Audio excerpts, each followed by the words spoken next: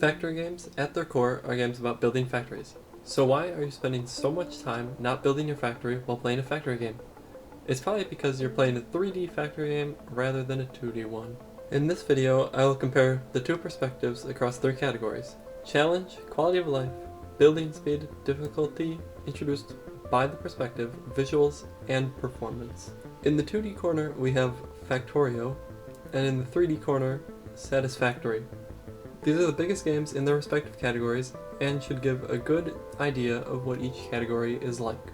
Challenge. 3D factory games lose most of their challenge to the third dimension. While in a 2D game, if you have to cross many belts in one spot, it will be difficult and most likely reflects a planning mistake made long ago. But in a 3D game, you just go up. It removes a large amount of long-term planning required, removing much of the challenge. Quality of life. 2D factory games do quality of life much better than 3D factory games. Basic operations like copy and paste, making blueprints, and quick building are much better in 2D factory games. I mean, just watch these comparisons.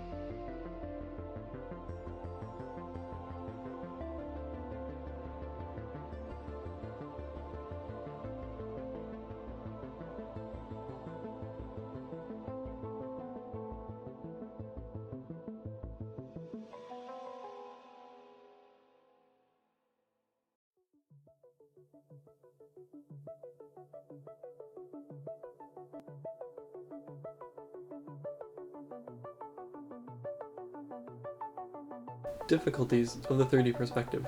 No perspective is perfect, but 3D for a factory game has lots of flaws. For example, in Satisfactory, placing buildings close to yourself can be quite difficult. Visuals. 3D factory games like Satisfactory undoubtedly win in the visual category, but the time you need to spend making your factory pretty is very high, preventing you from actually growing your factory.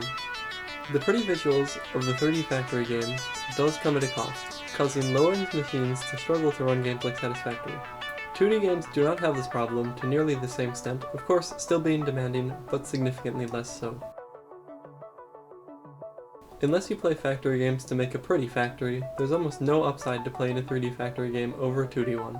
2D factory games have less pay points, and personally, I just like them more in general.